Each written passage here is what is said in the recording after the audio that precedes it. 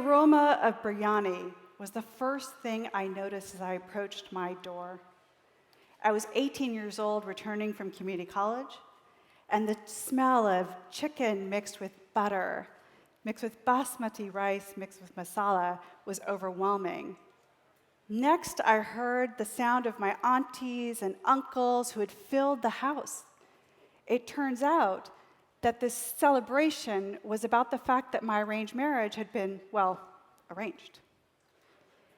I had grown up in America since I was 4.5 years old, and I lived sort of one foot in both camps. At school, I joined clubs like Future Business Leaders of America and the Newspaper Club. At home, I would return to clean the house, cook the meals, do the bills. Somehow, I always thought the two parts of me could coexist. I had wanted an education to go to college after high school. In fact, I had actually applied to UC Berkeley and gotten in, and then also gotten a one-year deferment. My family knew nothing about this. And so as this arranged marriage situation was coming together, I was hoping to sort of slipstream the two things into one place. Education in that culture was reserved for a few, the boys. I wanted that educational opportunity too, because I believed it would open up opportunities, not just for myself, but for my family. And in fact, I had witnessed that many times already. And so I just dreamt that it was possible. I had asked my uncle, who was representing that side of the family since my father was out of the picture, to please ask my mother to make that happen, to basically negotiate it into the contract. So I went to him first, and I kind of tugged on his sleeve and said, "So, you did ask him, right?" And he shook his head and he said, "No, your mother would not allow this to happen because what she most wants is this dowry that will provide for the rest of her future." I was disappointed, and I thought maybe the entire story was over then. So as I'm sitting there germinating on this idea, and I wait very politely for the rest of the family to leave, then I turned to my mother and I said, now this is where the Future Business Leaders of America part shows up in the story. "I am the product. You cannot do the deal without me, so please just ask." And then thinking that my negotiation stance was going to get better if I did something to show I was really serious, I grabbed a box that was sitting close by, put the few books I'd brought in from college, walked into my bedroom, grabbed one outfit, no toothbrush, and started to walk towards the door. Now, I expected to be stopped at the door, and then at the driveway, and it turns out no one was going to stop me. So there I was going, where do I go? Where would you go? Donuts. Turns out donuts are the answer.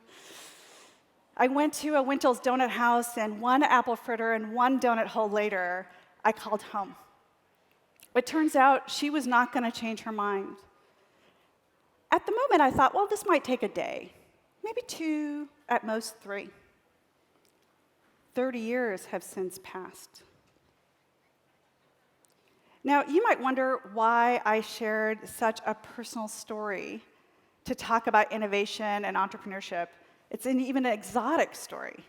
And you might think, gosh, why would she tell us this? What could it possibly have to my own relevance, to my own work? I think it tells us something about the role power and place has in relationship to whether or not our ideas are heard. And in fact, that one particular anecdote turned out to be more than that. I showed up at Apple not shortly thereafter, so a couple years later, and it was my first job, so I'm an admin, and I sat in one of the first meetings. I joined a strategy team. They had said, "Hey, everybody, we're solving this problem," the specifics of which I completely don't remember, but I remember how I felt. I was so excited to be included in the meeting. So I'd done the research and thought of questions to ask and sort of showed up like ready to raise my hand, as one does.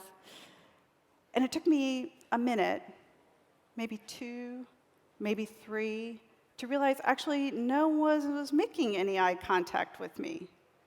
The people in that room who seemed to matter were the MBAs. In later rooms, I would come to realize sometimes it was the person with the most prominent title, And in other rooms, because again, I went from Apple to Autodesk. I worked at a startup called GoLive that got bought by Adobe. I worked in the boardrooms of Nokia and Microsoft and all sorts of really great companies. And in some room, in each room, there was always a group that counted, whose ideas even had a shot, and then other people who were just completely and simply ignored. Sometimes it was because somebody was the loudest, sometimes it was because they had the best title, and sometimes it was just because some people were not seen as worthy. I thought for the longest time this was just a series of stories that people were experiencing. Like, maybe if you just try harder, lean in, proverbially, maybe if you hustle enough, it would change. And then I found a piece of research that languaged what I had been experiencing, what so many people I know experienced, that really put language to what's going on here, which is that power and status act as self-reinforcing loops. They get to determine whose ideas are seen and heard. Loop to loop, up and up you go. So if you're a person who already has power, what it looks like is somebody even takes the meeting with you. They say, hey, I can see where that's going. Maybe you should talk to so-and-so. And they say, and I know somebody else you should meet, and I'd be more than happy to maybe help you with that idea. And so that person gets more success, and the loop-de-loop occurs.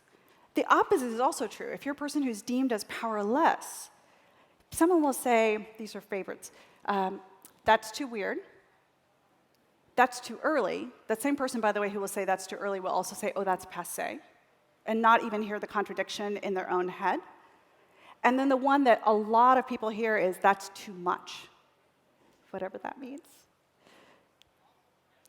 Overcoming this is not a simple thing, but it reflects the irony of originality. There are some people who are seen as the subjects of their own story, and others who are seen through a subjective lens. Some people are labeled weirdos, when all of us are actually all equally weird. And some of them are labeled as different, instead of being seen for what they distinctly bring. It's otherizing. It is saying normal is who already has power, which in most cultures is white. Most cultures is male. In most cultures is Christian. In most cultures is a certain age. And so what it does for everyone else is it defines normal in one way and otherizes everyone else. So how do we characterize this new form of value creation, that thing that includes everyone, that actually represents true originality, so that each and every single one of us can count? That's what onlyness reflects. Because each of us stand in a spot in the world only you stand in. It's a function of your distinct history and experience, visions, and hopes. From this place is how all of us create value, or all of us can create value, because not all of us get to. Think about even the frames of reference we use to talk about originality when it comes in the shape of someone who doesn't fit power. We call it difference. By the way, everyone is different. We call it diversity, when diversity cannot be done alone. Even when we call it positive words like weirdo or unique, those are actually frames of references that say normal is one thing and unique is something else, when we are all equally unique. So onlyness is celebrate that each and every single one of us, standing in that spot in the world, only we stand, get to add value. One of the things about the construct of onlyness is it starts certainly with the place you're born into. So, I was born into an Indian family as a woman, etc. It also can include vocational identity, so I have these jobs. But it can also include horizontal identity, the thing that I imagine in the horizon, the place I want to go to, and I can use that to pull myself into the future. I reflect all three forms of identity when I'm standing up here. So do you. So do all of us. But most of us get seen, if we're the other, through either the vertical identity, oh, you're a girl, or our job, oh, you're an uncredentialed admin, instead of what we care about. And so the opportunity with onlyness is to claim all of you in its fullness so we can each add value. Changing this frame is not especially easy. And in fact, as an entrepreneur sitting here in Montreal and a founder and thinking about how to grow your business, you're probably trying to think about what is the best practice that's going on here? What has somebody else already done, maybe from Silicon Valley, and what can I copy from them? Maybe it's that you're trying to figure out what is the best practice that has been proven over and over again to work. And so you'll be sitting there and saying, that entrepreneur said this. Maybe you're thinking about how to exit, and so you were listening to our great speaker earlier, Laura, who was saying, here's the things you have to do.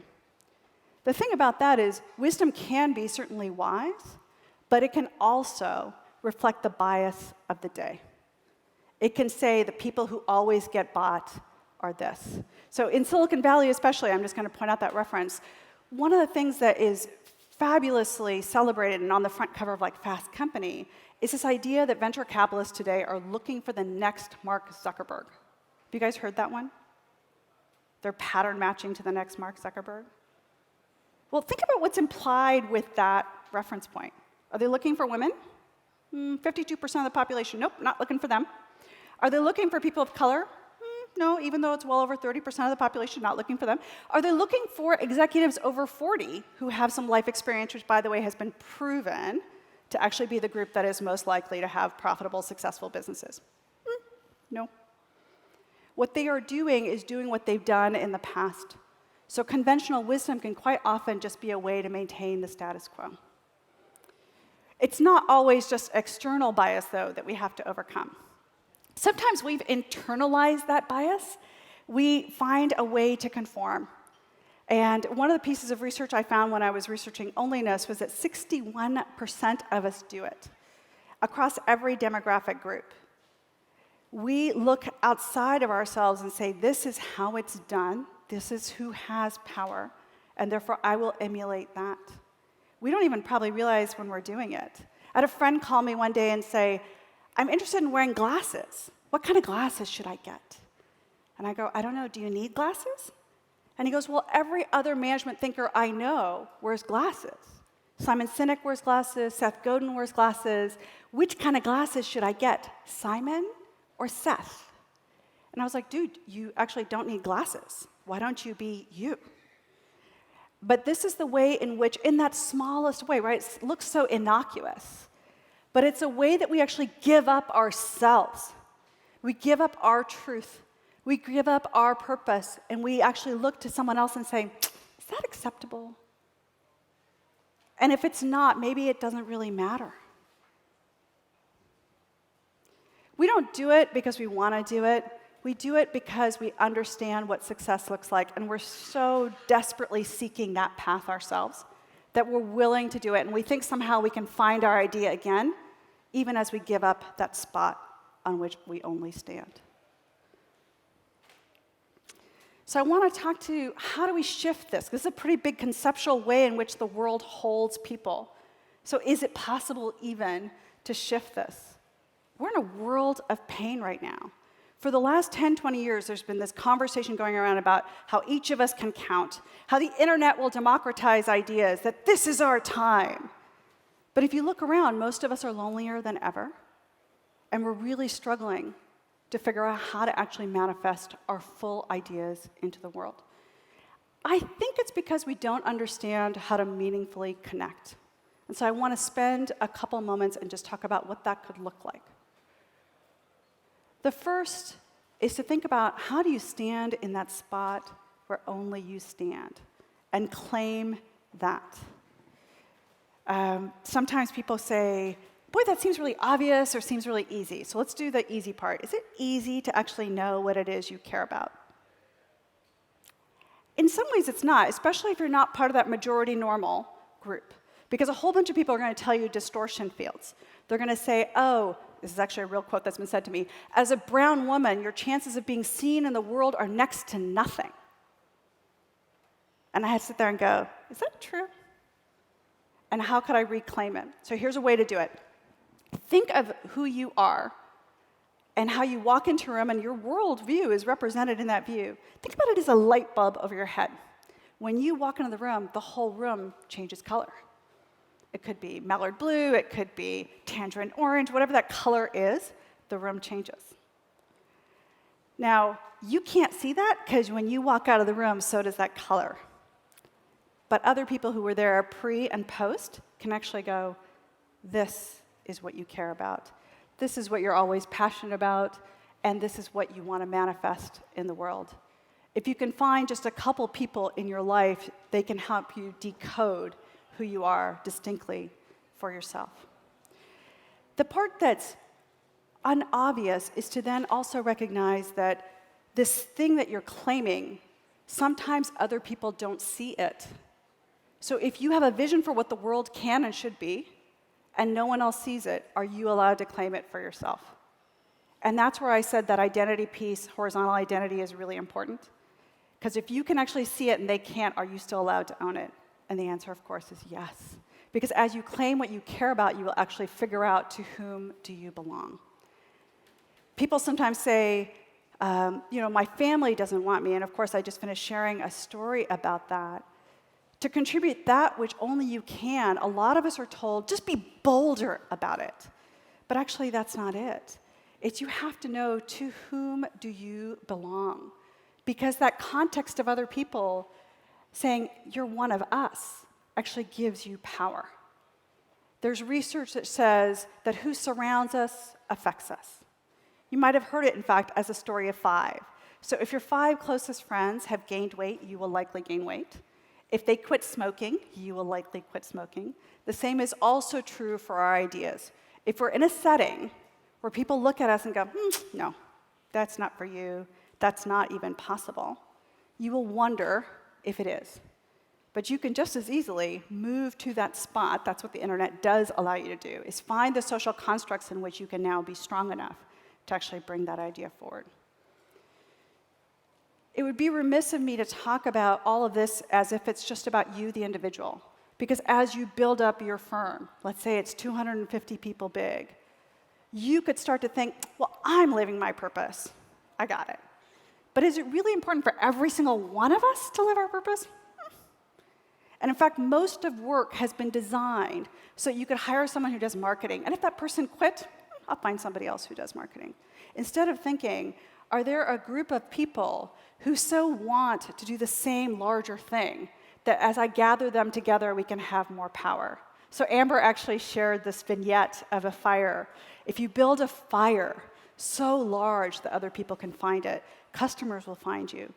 If you build a fire so large that your employees can come and light their candle at the fire and carry it out into the world, they will be able to do their work, not because you told them what to do, but because it lives in them.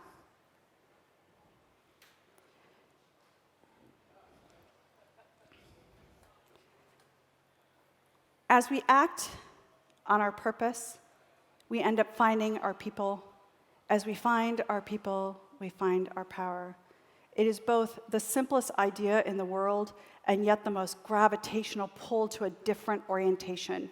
It centers on the fact that each of us can possibly count and recognizes that what we're doing is not about one person creating a future, but about how we create a future together. The data behind this is super clear. I'm going to use one piece of data to just kind of bring it home. Karim Lakhani is a Harvard professor who was trying to figure out, does it really matter if difference counts? And he studied and he got a bunch of researchers to actually identify 166 scientific problems that were considered unsolvable. So that was one of the biggest things. And then he opened up that set of scientific problems to a group of people who were not already included in those organizations.